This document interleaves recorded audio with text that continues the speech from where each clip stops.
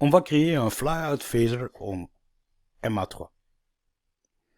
Pour créer ceci, je vais sélectionner mes projecteurs, mes lyres qui sont ici en haut.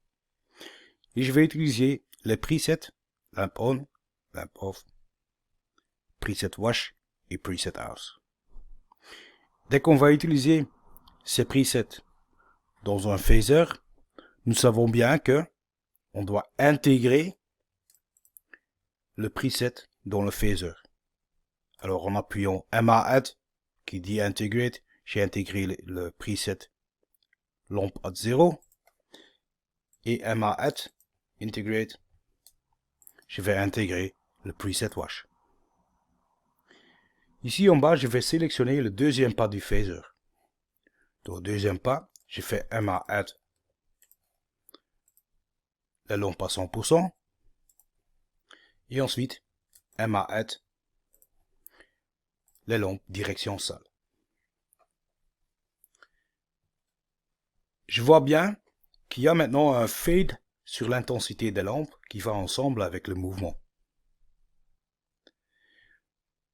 Je veux que la lampe il fasse un snap dans les deux pas de mon phaser. Et ici, dans mon step bar, je peux sélectionner les deux pas. En utilisant le add filtre et en le mettant que en phaser paramètre, en sélectionnant juste le dimmer, je peux mettre la transition des dimmers à 0. Et maintenant on voit que les dimmers ils font bien leur snap dans les deux pas du phaser. Je mets le add filtre de nouveau à normal en sélectionnant tous les paramètres. Et maintenant, je veux ralentir un peu le mouvement en mettant la vitesse à 20. Ce qu'on voit maintenant en résultat, c'est que le pas dans lequel les projecteurs ils sont éteints a la même longueur que le pas que les projecteurs ils sont allumés. Je veux bien raccourcir seulement le pas dans lequel les projecteurs ils sont éteints. Ça veut dire que je veux seulement changer les valeurs dans le premier pas. Et je mets le width, la taille de ce pas, à 30. Ce qu'on voit maintenant, c'est que on voit un mouvement lent, un temps très court que les projecteurs ils sont éteints, et ensuite ils se bougent de nouveau vers la salle.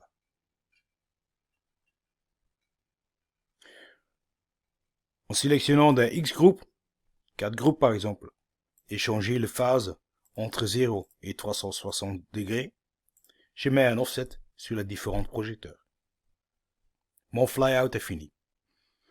Par un long press, dans un all preset group, que j'ai nommé phaser, je peux l'enregistrer et je peux le nommer flyout.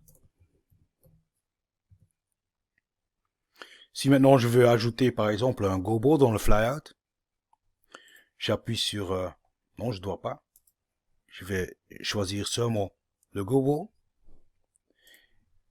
et j'ai fait un store merge dans le même preset. Bon, maintenant je vide mon programmeur, je sélectionne mes projecteurs et je lance le phaser. On voit bien que mon flyout marche comme expecté.